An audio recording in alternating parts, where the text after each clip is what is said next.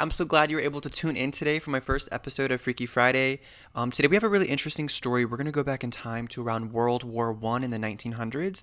We're going to be discussing the Radium girls, also known as the living dead women, or also known as the girls that glowed. They actually coined the term, girl, you're glowing. If you ever wondered what makes something glow, like that glow in the dark effect, anything glow in the dark related, that's where you're going to find radium. Back in the early 1900s, radium was used in a lot of other things too because everybody wanted that radiant effect. What even is radium? So radium is a chemical element that was first discovered by Marie Curie, who was the original it girl, okay? She was the first woman in STEM. No, okay. She has one of the most brilliant minds in history, and she was just the original it girl. We love her. We love Marie Curie here. So when Marie Curie first discovered this chemical element, there wasn't much to be known about it. It wasn't until later on when we really started to see the type of effects that it had on the human body. But 20 years after the discovery of this element, we have the onset of World War One, and all these factories are being made. This is like the industrial age, the industrial revolution, whatever you want to call it, the industrial era. And so many young women were starting to work in these factories because they really wanted people with small, agile hands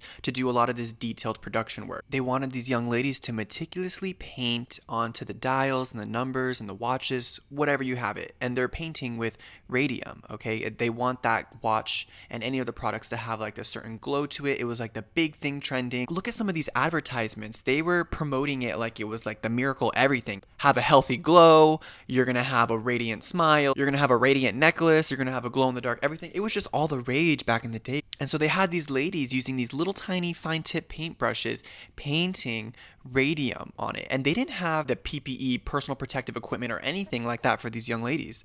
A lot of the workers were actually just wearing casual everyday outfits and dresses and stuff like that. Like there wasn't a dress code. Everybody was just kind of wearing what they had. They would come into work and they would just paint all day. A lot of the people really liked it because it wasn't super labor heavy and all they had to do was paint. So if you're wondering to yourself, when did this all go to hell? Well, we're getting there, trust me. So these ladies, in order to keep the paintbrush like a fine, nice tip for painting, they would put it between their lips, and straighten out the hairs, okay? And so what does that do? It puts radium on their mouths, okay? And a lot of these people were looking around and looking at the girls and they're like, oh my gosh, your lips are kind of glowing. Your lips are glowing. Girl, you're looking cute. Look at those lips. People noticed it because obviously the element, the chemical is on their lips and it's expressing the glow that we all see and that they're putting into the products themselves. But remember, the demographics in the factory were all young ladies. So they were going out dancing and kind of showing off like their glow, their new glow. They were the girls that glowed. But some of these ladies started to get a little heavy-handed with it. They were painting their lips, as like lipstick. They were painting their teeth. They wanted that radiant smile, okay? They were glowing in the dark in the clubs. They were wearing cute dresses and like their best outfits now to the factory so that way they would have like this glow. Another name they were even coining these girls as is the ghost girls because they look like ghosts as they were just kind of flowing around dancing with their glow. So a lot of these painters, their full lives is now being completely enveloped in radium. They're working and ingesting all day this chemical element, and now they're wearing it at night too and putting it in direct contact with their bodies, where we're going to start to see some of the effects of that. Among the first girls to actually experience some of these side effects was Amelia Maggi, also known as Molly. So Molly actually worked in the Radium Luminous Materials Corporation, and her first symptom, a toothache. So her teeth started to be extracted. And in these wounds that were supposed to be healing, they were filling with ulcers, blood, and pus. I know it's pretty disturbing. But they were going through all that. And these painters and the general public obviously weren't aware of the dangers, hence all the advertising. But these big corporations, they knew better. And we'll get into that a little bit later when we start talking about the justice for these girls. So unfortunately for Molly, it spread all the way to her jaw and she ended up having her jaw removed, and eventually she died on September 12th, 1922. The cause of death being a massive hemorrhage. And weirdly enough, the doctor said she died of syphilis. That's what they determined. That's what they came down to. That was their conclusion. So obviously all the girls ended up developing these symptoms and it became known as radium jaw when they started figuring out the causes of this. So left and right, these radium girls are passing away.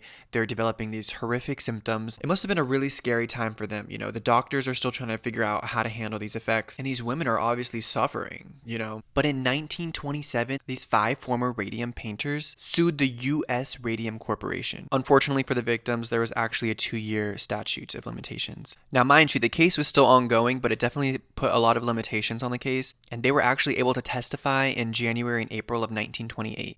But of course, the U.S. Radium Corporation was granted an adjournment until September. On June 4th, 1928, the woman accepted an out-of-court settlement. But in my opinion, justice was still not served. And for a Catherine Wolfe Donahue, her fight was just getting started. And it wasn't until July 23rd, 1937, that it actually even made it to trial. But I really want you guys to kind of picture this moment right now. All these women in the previous years, they were already dead. Catherine Donahue was actually on her deathbed testifying. The only solace is that she lived long enough to know that the company's first appeal was denied. Unfortunately, she died July 27th, 1938, the day after the Radium Dial's attorney filed their next appeal. There's so many other factors to these cases and these trials and what happened back then. So many women were never able to get justice for their cases, and so many women never even had a fighting chance. A lot of these women died before they saw any justice or they saw anything happen. Catherine and several other women who were former dial painters ended up dying before their cases were ever finalized. So in some sense, there was justice. Many would say that not enough was done. I'm one of those people that would also agree with that. I feel like so much could have happened, and it sucks that a lot of these ladies died before even seeing anything, before getting any money. The early 1900s was a crazy time, guys. If you guys have any other dark or interesting stories that you would like me to cover, please just let me know down in the comments, and I'll happily do some research and record a video for you guys talking about it. Alright guys, that's going to be it for me. Thank you so much if you stayed till the end, and thank you so much for watching this first episode of Freaky Friday with me, and I'll see you guys next Friday.